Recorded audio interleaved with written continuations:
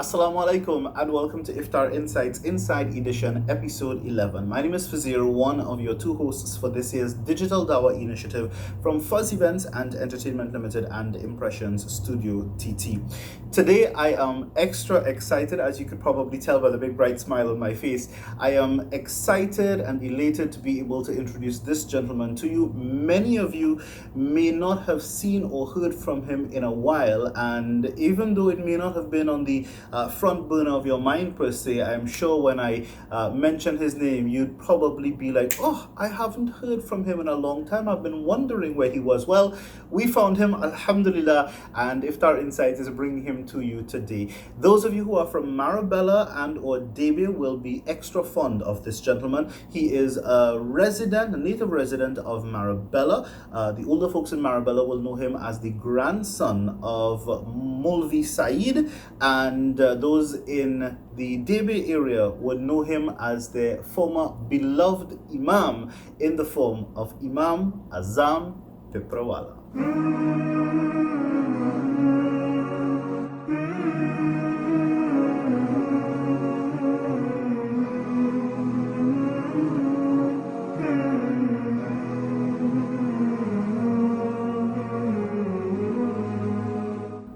For those of you who may not have known, Imam Aazam Piprawala actually migrated to the United States a few years ago. He first lived and worked in New York City for roughly about 2 years, give or take, and is now working and residing in Florida. Today's episode of Iftar Insights Inside Edition takes us on this journey to meet and reconnect with our beloved Imam Aazam Piprawala all the way to Fort Lauderdale. But before we arrive at the Imam's home, here's just a quick tour of some of the scenery that he bears witness to every single day, to and from work and or on a regular day to and from the masjid.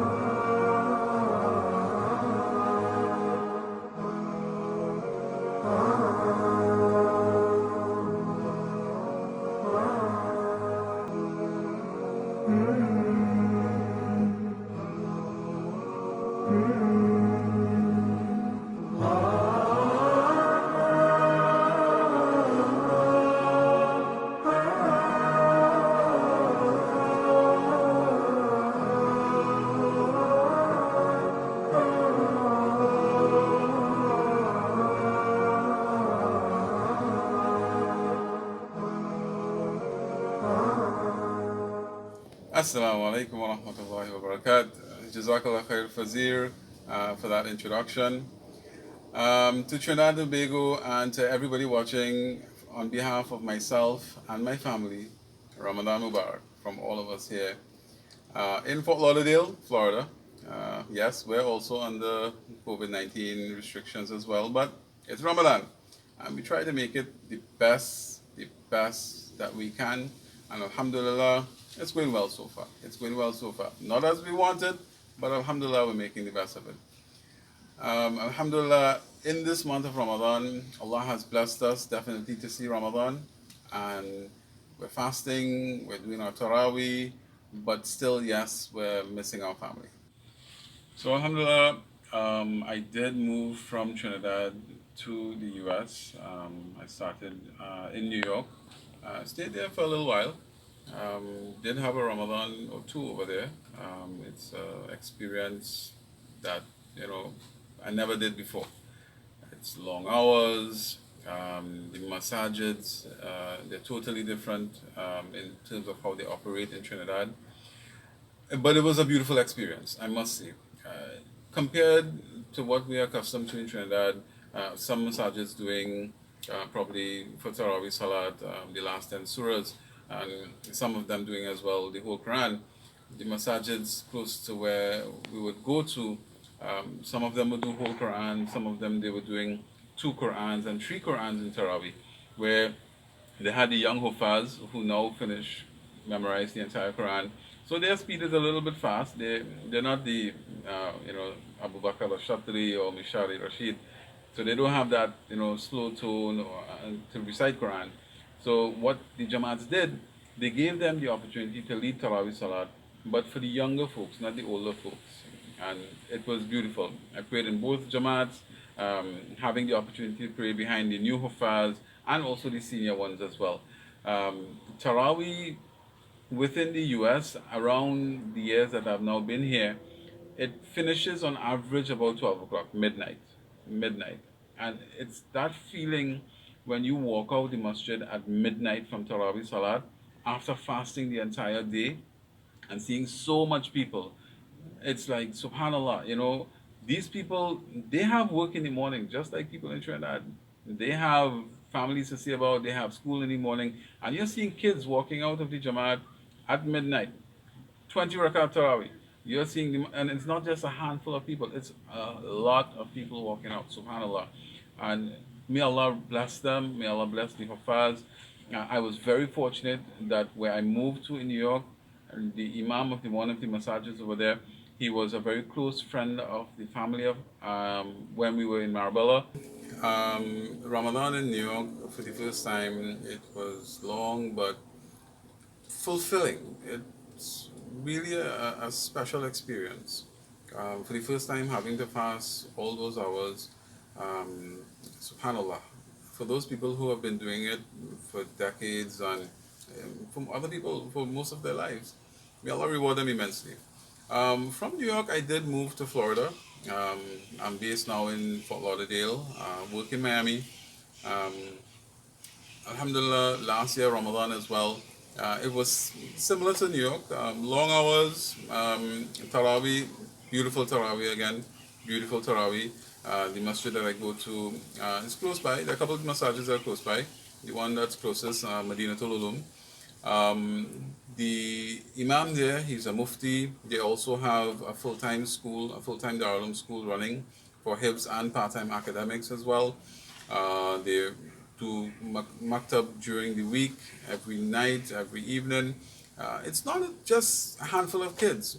And when you see these things, you want to believe, well, why can't people in Trinidad do this? And if you look at this masjid, where I go to, you can see the building there. It's just a plain building. It's not like what we're accustomed to in Trinidad, where the masjid has to be a grand structure with minarets and full works. This was an office building. And like many places within the US, they convert a lot of these office buildings into masajid. You go into New York, you go into the Bronx, you go into Brooklyn, you go into Queens. A lot of these places, they've converted houses and apartments into masjids. Why? Because they're just looking for a place to pray in congregation. For this year, it is definitely different with COVID-19. The Jamaat itself, for Jummah Salat, they do carry on Jummah Salat on a Friday. It's open to the public. What they have done, they have consulted with law enforcement. They have consulted with their lawyers as well. The building itself still has rooms as to when it was an office building before. So what they've done, they have limited the people that come for Jummah. They have, I think, 2 or 3 Jamaats for Jummah Salat. Within all the rooms, there are probably 5 to 10 people max, spaced out at 6 feet. Your requirement before you walk in, you must have on a face mask. You must walk with your own musalla as well. It's primarily a 5 minute khutbah, pray the first salat, and you're asked to leave as well. So alhamdulillah, they, like one or two other Jamaats within the area here in South Florida, have left their doors open and continue to do Jummah Salat here. Taraweeh Salat, it's the same thing. The restrictions are there. Walk with your own musalla, walk with your face mask, and there's no iftar. But there are other Jamaats that have been doing the drive-up iftar, where perhaps about 2 hours before you pass and pick up a box. That's your iftar box, iftar and dinner box, and you leave. There's no congregating otherwise. Definitely, COVID-19 has brought a lot of difference to Ramadan for me and my family as well. For me, being the Imam for 10 years, it's something special, very rewarding as well. I have a personal allergy where the ladies in Jamaat, subhanAllah, may Allah bless them immensely. Because of my allergy, there are certain things I can't eat. And they would make sure for iftar I had something alternative to break fast with. May Allah reward them immensely. Now, subhanAllah, you're in the US, and one of my greatest blessings that I have is the opportunity to break fast with my wife. It's a blessing, I'm telling you. Subhanallah. It's time that, alhamdulillah, we're as a family breaking fast together. As the Imam, you're in the Masjid. Alhamdulillah, in the Jamaat that I came from, there was iftar and dinner every night. So every night, the Imam has to be there. If, for example, you have an iftar and the Imam doesn't show up to your iftar, it's upsetting. Why did the Imam not come to my iftar, but he came to somebody else's iftar? But alhamdulillah, the members of Jamaat were very understanding, very loving, alhamdulillah. May Allah reward them immensely. What I wanted to do all the time, one thing I craved for, was the opportunity to be able to break fast with my family, in particular with my wife, where I could put a date in her mouth and she put a date in my mouth. It is something, you can't do that. As the Imam, you can't do that. You say you want to go one side and break fast with your wife, that it becomes a little bit offensive. Some people might take it uncomfortable, and it's out of respect of the Jamaat as well. You don't want to say, oh, you're the Imam, so you have special privileges. No, you don't want to do that. Be very respectful as well. Me personally, the opportunity to not be in the masjid for Ramadan, it's definitely a different game. From small, we've always been in the masjid. I could remember a handful of times before reaching teenage years where we would have breakfast at home. A handful of times. Other than that, it's in the masjid. Originally, I'm from Marabella, so it's either going to the Marabella Asha Masjid or going down to the Jamaat Khana next to Bella. That's where we grew up, and it's always been about going into the masjid to break fast. In my teenage years, I'm in Darulum, so most of my Darulum years, I would have spent some time or a lot of time of Ramadan in Darulum. So in Darulum, we're waking up for suhoor with the entire school. SubhanAllah, waking up for suhoor sometimes it's a challenge. It's one of the times when your sleep is the best. So we have the night watchman, he comes and he's waking everybody up, going through all the rooms. And then I remember my latter years in Darulum, somebody, I don't know who it was, would put on Surah Al-Rahman for it to echo throughout the entire dome, and it's been recited by Abu Bakr al-Shatri. Abu Bakr al-Shatri has a beautiful voice, and to not fall asleep while listening to that, it made getting up for suhoor a little bit challenging, but alhamdulillah, it was a beautiful experience as well in Darulum for all those years. Breaking fast in Darulum now, it's with all these other students, the teachers are there, there's iftar every night for everyone. You're eating with everyone, you're praying salat with everyone, so it's now in my system. Every Ramadan I need to be collectively in a Jamaat, collectively with someone. Subhanallah. And then after the Darulum now, not too long after, in the Jamaat, you're breaking fast with the Jamaat now. Moving from the Jamaat was doing iftar a couple of nights, iftar and dinner, and then collectively we made a decision. We made some changes, made the menu a smaller one. So now every night we're not just doing family iftars. The Jamaat iftar became more than the family iftar. So subhanallah, every night now is iftar and dinner. So now the opportunity to break fast with my family, to break fast with my wife, it was something that I've been craving. But alhamdulillah, now coming to New York, coming to Florida, it's different. You okay? So I'll confess. You go to the masjid. Most of the jamaats here, it's Indo-Pak. So the Indo-Pak menu doesn't really go too much with a Trini stomach. Let's just leave it as that. But alhamdulillah, I have the opportunity to break fast at home. Alhamdulillah, I'm accustomed. So back home, growing up in Trinidad with mom and dad, my mom, it's a ritual. Ramadan is coming, so it's samosas, sweet samosas, faloda, finni, a lot of the Indian stuff as well. But now it's no mom, it's myself and family now. So definitely it's different. It's praying at home, and then what you miss from the masjid is that I'm not a hafiz of Quran. I'm not a scholar. I tell everybody that. I'm not a sheikh. I'm not a scholar. Alhamdulillah, I'm a student of deen. Help wherever I can. Alhamdulillah, over here, if I'm asked to do a khutbah or an advice or a reminder, it's firstly for myself and then for everyone else as well. Assist wherever we can. Of recent, I've started to do more individuals rather than collectively. But now, with Ramadan, like in the COVID-19 situation, you miss the Quran Taraweehs. It's one thing I love. In the past, because of my job, the hours that I would have worked, I'm finishing work at 10 o'clock. Yes, Taraweeh is finishing almost midnight, but by the time I leave work and get to the masjid, which is close to home, it's almost done. I was very lucky last year, alhamdulillah, to get the final dua on the 27th night of Ramadan for the Khatam of the Quran. It's something that every year, every single year I try to get. Now you miss that. But it's a different situation now. We have to be careful. We have to protect ourselves.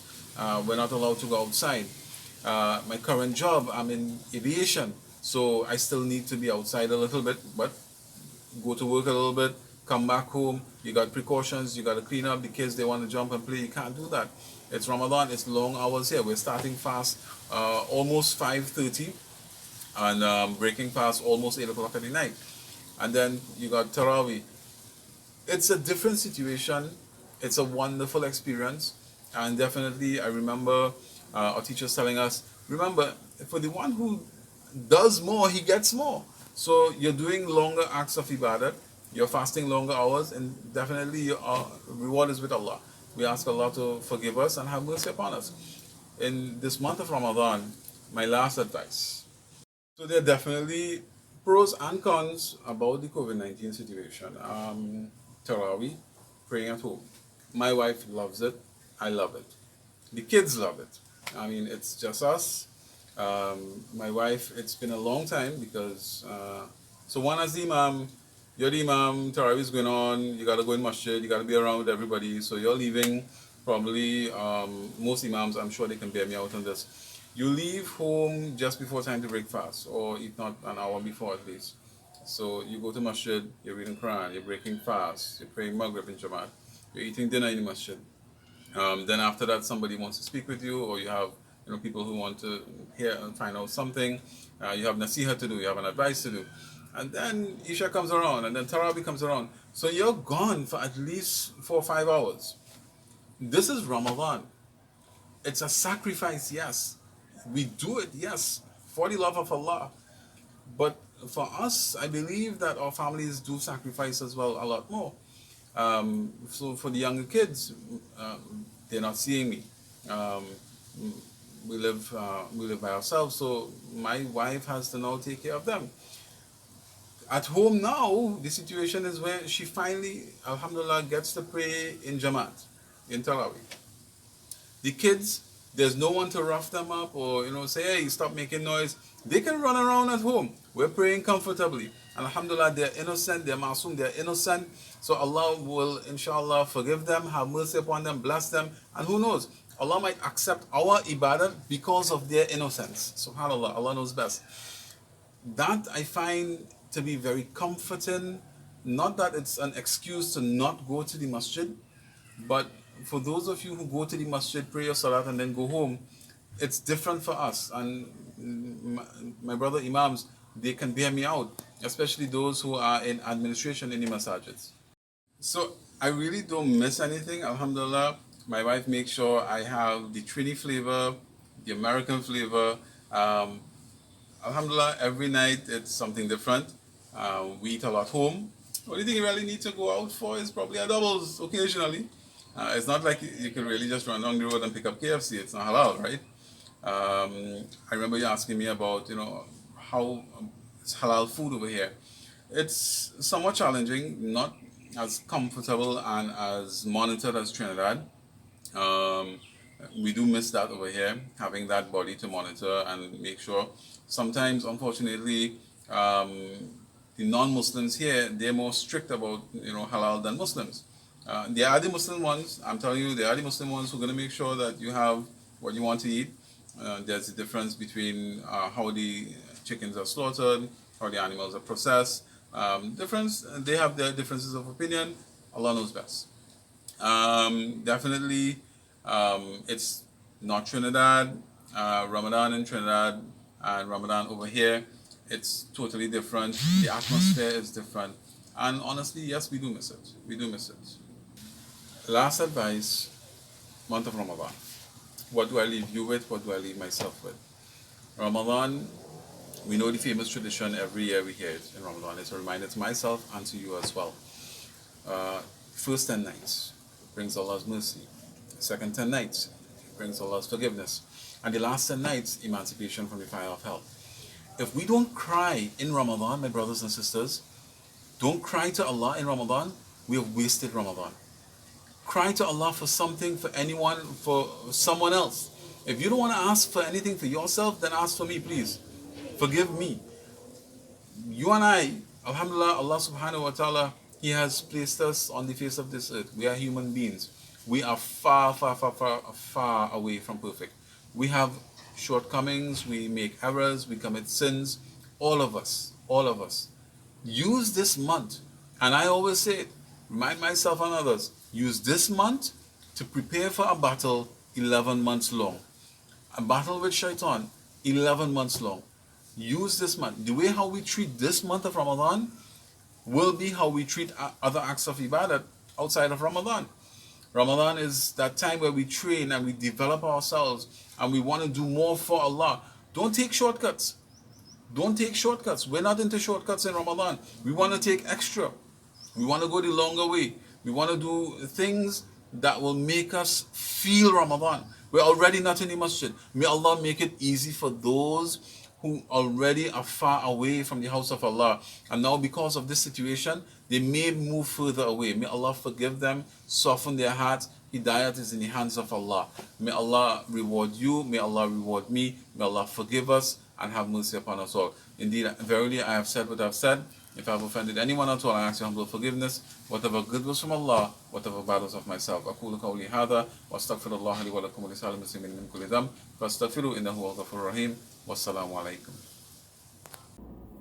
Assalamu alaikum. Wow, Brother Aazam has given us lots to ponder over. Things that I myself did not even think about. And I want to take this opportunity now to thank him and to thank all the imams. And more so their families, because their families have been making the sacrifices. And some of us, maybe we would have taken it for granted. Thank you very much for the sacrifices that you make. Well, you would see I have broken my fast here because we break fast closer to 6:30, and in Florida they are breaking just before 8 o'clock, I think. And we will join with Brother Aazam and his family as they break their fast. But before we go to break a fast, we've got a very special message. We want to say Assalamu alaikum to his son Nadir, who is here in Trinidad. He can't be with him there in Florida. And Aazam has a very special message for him. And we pray, inshallah, that Allah accepts his message just before the break of fast as a dua. Let us now join with Brother Aazam, inshallah. To my mom, my dad, my brother, my sister, my son Nadir, members of David Jamaat, Marbella Jamaat, and Trinidad and Tobago. Ramadan Mubarak, Ramadan Kareem. Assalamu alaikum everybody. Now it's time to break the fast here in South Florida. Dumplings. Dua. Allahumma laka sumtu, wa bika amantu, wa ala rizqika aftartu. Allah, for thy sake have I fasted. Now break the fast with the food that comes from you. Amen. Bismillah. Bismillahi wa ala barakatullah. Wait.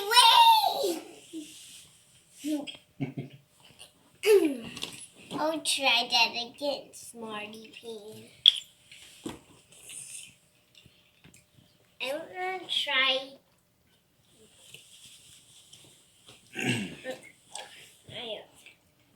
So alhamdulillah, another day of fast. Got my dates, got my water, and you saw this spread already. Fruits. Fazir, you saw the mango. It's not Julie like we talk about, but next time I come to Trinidad, inshallah, it's Julie mango. Dinner is also here already. It's fried rice and pot barbecue chicken. We got salad. Sufyan, what are you eating? Barbecue Chicken with rice? Yeah. And barbecue chicken. Strawberry and kiwi dinner date. Okay, Zachariah, what are you having? He's also having a cup for dinner. Oh.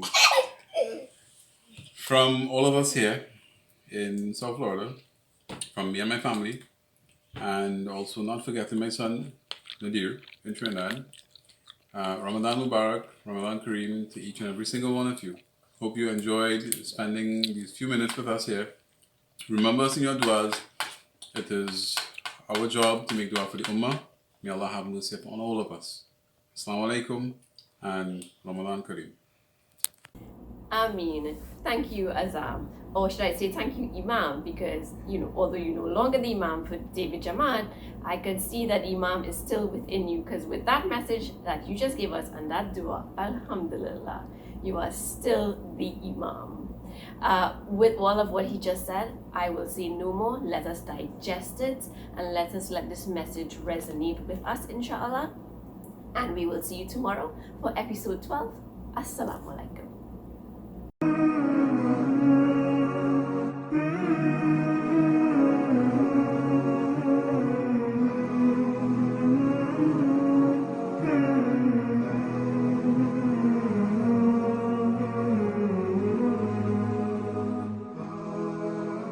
Mm-hmm.